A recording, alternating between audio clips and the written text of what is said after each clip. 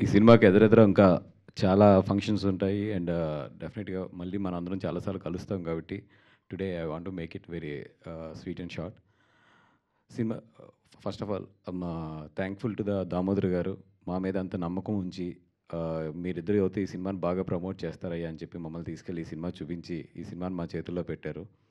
డెఫినెట్‌గా ఆయన నమ్మకాన్ని 100% జనాల్లోకి తీసుకెళ్ళడానికి మా ఎంతైతే మేము కృషి పెట్టాలో అంతా కూడా పెడతాము.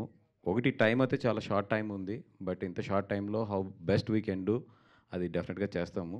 అండ్ ఫస్ట్ టైం ప్రొడ్యూస్ చేస్తున్న వెంకట్ గారికి వీళ్ళందరికీ కూడా ఇది మంచి సినిమా అవ్వాలి. అలాగే మా డైరెక్టర్ గారికి కూడా చాలా మంచి సినిమా అవ్వాలని చెప్పి కోరుకుంటున్నాం. ఈ సినిమా గురించి మాట్లాడాలంటే నేను ఒక్క 3 మాటలే మాట్లాడగలను. జనరల్‌గా నాకు ఈ దెయ్యాలు, ఆత్మలు ఇయన్నీ అంటే పెద్ద ఎక్కువ తీసుకోను. పెద్ద భయం కూడా ఉండదు. ఇన్‌ఫాక్ట్ ఎక్కడన్నా ఏదైనా హాంటింగ్ ప్లేస్ ఉందంటే ఎళ్లి ప్రత్యేకంగా చూసొచ్చిన రోజులు కూడా ఉన్నాయి. ఏముంటది అక్కడ? ఎట్లాగా ఉంటదని.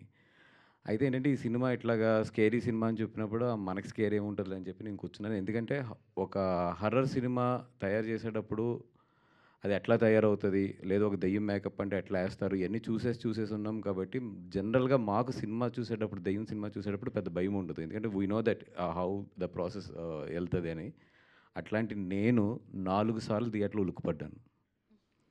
అంటే అర్థం చేసుకోండి. అంటే నాకు ఒక షాట్ లాగ్ ఇస్తున్నప్పుడు తెలుసు అక్కడ ఏదో వస్తదని చెప్పి. అట్లాగా నేను ఇప్పుడేదో డైరెక్టర్ ఏదో నాకు జర్కిస్తాడని చెప్పి ప్రిపేర్ అయిన నేను కూడా 4 సార్లు జర్క్ తిన్నాను సినిమాలో.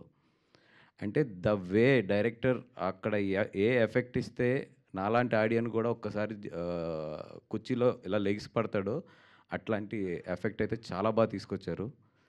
ఇక్కడ భయం వస్తదని తెలుసు మీకు. మీరు గట్టిగా భయపడతారు కూడా. తెలిసి కూడా భయపడే సినిమా ఇది 'ఈషా' అనేది. అది చాలా రేర్ ఎడిటింగ్ మీద, సౌండ్ మీద గ్రిప్ ఉంటేనే అది వస్తది. అంత బాగా డైరెక్టర్ గారు ఈ సినిమాలో ఎగ్జిక్యూట్ చేశారు. అపార్ట్ ఫ్రమ్ దట్ ఏదో ఓకే.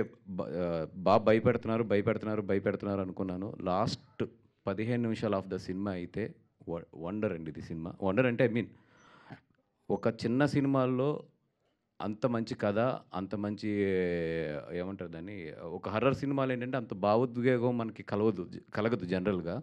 బట్ డైరెక్టర్ గారు లాస్ట్ 15 మినిట్స్‌లో more than scary, more than effects కన్నా కూడా ఒక బ్యూటిఫుల్ ఒక మెసేజ్ గాని, ఒక బ్యూటిఫుల్ కథని ఆ లాస్ట్ 15 మినిట్స్‌లో చెప్పడం జరిగింది.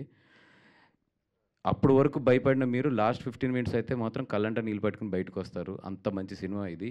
నేను ఈ లాస్ట్ 5 మంత్స్‌లో అయితే లాస్ట్ 1 ఇయర్‌లో అయితే నేను నియర్లీ 60, 70 చిన్న సినిమాలు చూశాను. ఆల్మోస్ట్ రోజుడిసి రోజు ఒక చిన్న సినిమాలు చూస్తూనే ఉన్నాను. అది మంచిదైనా, చెడ్డదైనా కొంచెం రీజనబుల్‌గా క్వాలిటీ బావుంటే చూస్తూనే వస్తున్నాను.